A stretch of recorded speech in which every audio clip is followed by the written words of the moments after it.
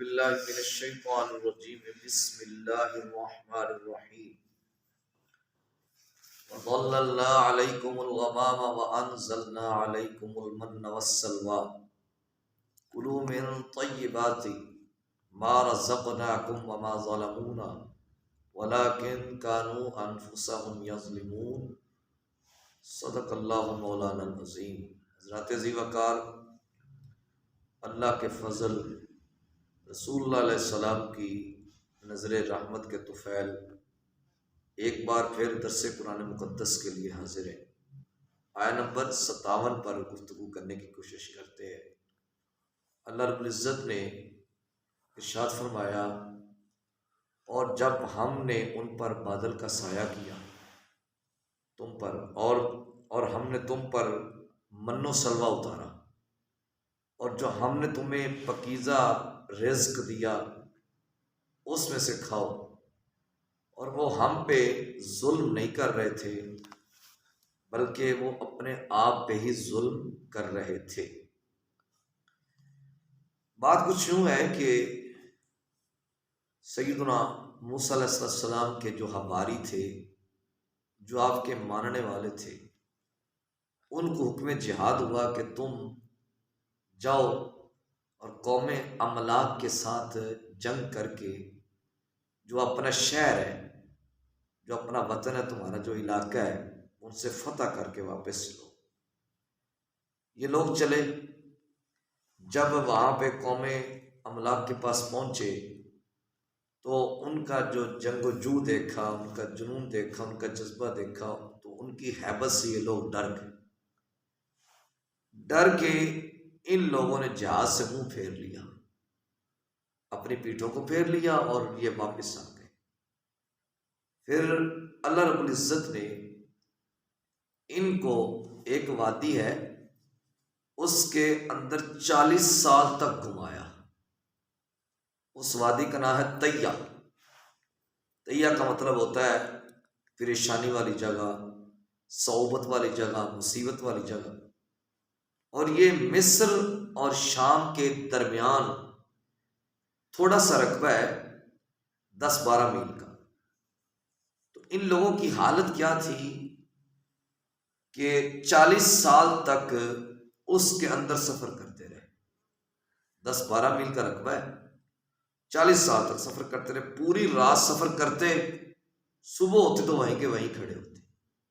کتنا بڑا عذاب ہے، کتنی بڑی مشکل ہے، کتنی بڑی مصیبت ہے کہ 40 سال تک ان کو گھمایا گیا، رات کو سفر کرتے ہیں، صبح ہوتی تو وہیں کے وہیں کھڑے ہوتے۔ اس کا مطلب یہ ہوتا ہے کہ جب بندہ اللہ رب العزت کی بارگاہ سے ہٹ جائے تو بندہ بے راہ روی کا شکار ہو جاتا ہے۔ بندے کو ظاہری طور پہ بڑا سکون میسر ہو رہا ہوتا ہے کہ میں اپنی منزل پہ، حالانکہ وہ اپنی منزل پہ نہیں ہوتا۔ وہ بندہ ہدایت سے ہٹ چکا ہے اور بے راہ روی کا شکار ہو چکا ہے اور اس کو کوئی رستہ نہیں ملتا۔ تو پھر سیدنا موسیٰ علیہ السلام نے ان کے بارے میں دعا فرمائی کہ اے اللہ ان پر مہربانی کر۔ تو اس وقت ان کو ڈھانپنے کے لیے اللہ نے ایک بادل کا سایہ کیا کہ اس بادل کی وجہ سے ان پر سایہ ہوا، جس کے نیچے ان کو سکون میسر ہے، اور ان کے لیے من و سلوہ اتارا گیا۔ من و سلوہ کیا ہے؟ من و سلوہ بھی یہ ہے کہ صبح و شام بھونا ہوا گوشت ان کے لیے اترتا، یا جو پرندے ہوتے ان کے پاس سے گزرتے، وہ ان کو پکڑ لیتے، ان کو ذبح کرتے، ذبح کر کے پھر ان کو روسٹ کر کے وہ کھاتے۔ یا من و سلوہ ان کی جو نمکین اور میٹھی جو خوراک تھی اس کو کہا جاتا ہے، اور ان کے لیے جنت سے لباس اتارا گیا، اللہ رب العزت کی طرف سے لباس دیا گیا۔ جو بچہ پیدا ہوتا، اندازہ کریں میرے اللہ کی قدرت کیسی ہے، جو بچہ پیدا ہوتا اس کو لباس پہنایا جاتا، جیسے جیسے بچہ بڑھتا ویسے ویسے لباس بڑھتا چلا جاتا۔ یعنی ہمارے یہاں کیا کہ بچہ 1 مہینے کا تو اس کا لباس اور لینا پڑتا ہے، 2 مہینے کا ہے پھر اس کا لباس اور لینا پڑتا ہے، 3 مہینے کا ہو گیا جی لباس بدلیں جی، چھوٹا ہو گیا 4 ماہ کا 6 ماہ کا۔ لیکن اللہ کی قدرت کا آپ اندازہ فرمائے کہ جیسے جیسے بچہ بڑھ رہا ہے ویسے ویسے اس کا لباس بڑھتا چلا جا رہا ہے۔ میری اللہ کی قدرت ہے۔ پھر جو بتایا گیا کہ جو لوگ اللہ کی نافرمانی کرتے ہیں وہ اللہ پہ ظلم نہیں کر رہے ہوتے۔ اس نے ایک بندہ نماز نہیں پڑھتا، اوپر سے اکڑ رہا ہوتا ہے، اس میں اللہ کی شان کو کیا فرق پڑے گا؟ ایک نافرمانی کر رہا ہے، ایک اکڑ رہا ہے، اس کو توبہ کرنی چاہیے۔ ایک بندہ جھوٹ بولتا ہے اور کہتا ہے جی مجھے تو کوئی پوچھنے والا نہیں ہے، میں تو بڑی تسلی سے جھوٹ بول لیتا ہوں۔ بھائی میرے رب کی شان میں کوئی فرق نہیں آئے گا، تو رب پر ظلم نہیں کر رہا، اپنے آپ کو ظلم کر رہا ہے۔